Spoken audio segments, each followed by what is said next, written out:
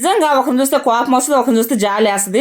మేము పోయేలకు house full, బయట బ్లాక్లో టికెట్ అమ్ముతున్నారు. మేము ఇప్పుడు కాకపోతే ఎప్పుడమ్మా బతికేదానికే కొంచెం నాకు కూడా బాధ అనిపించింది. సరేలే మనం కూడా ఎప్పుడు వస్తామా అని అయితే టికెట్ మీద కొద్దిగా ఎక్స్ట్రా పెట్టయితే పోయినాం. సినిమా ఈ పాటికి మీకు అర్థమయ్యేమంటే కాంతార 2 సినిమా అయితే బాగానే ఉంది.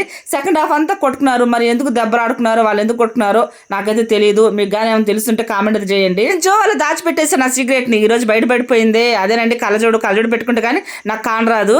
ఇక్కడ మా సాయి కానరాదు కదా మీకు, బ్లాక్ లో కొన్న టికెట్లు కదా, వేరేగా వచ్చినాయిలేండి. మనం సినిమాకి వస్తే మన నోరు ఆగుతుంటారా, అందరు తింటుంటే మనం ఎందుకు తినకూడదని మనం కూడా పోయి తెచ్చుకున్నాం అనమాట. అయిపోయింది, ఇంకా కూర్చుంటే వాళ్ళు ఊరుకుంటారా, అందుకే లేచి వెళ్ళిపోతున్నాము.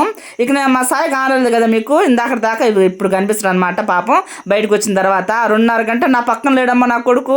ఇక మా వారితో వచ్చేసాడు మమ్మల్ని తీసుకోవడానికి. ముందు ఫస్ట్ వాళ్ళిద్దరినైతే పంపించేశాను, తర్వాత వచ్చి నన్ను తీసుకుని పోయాడు.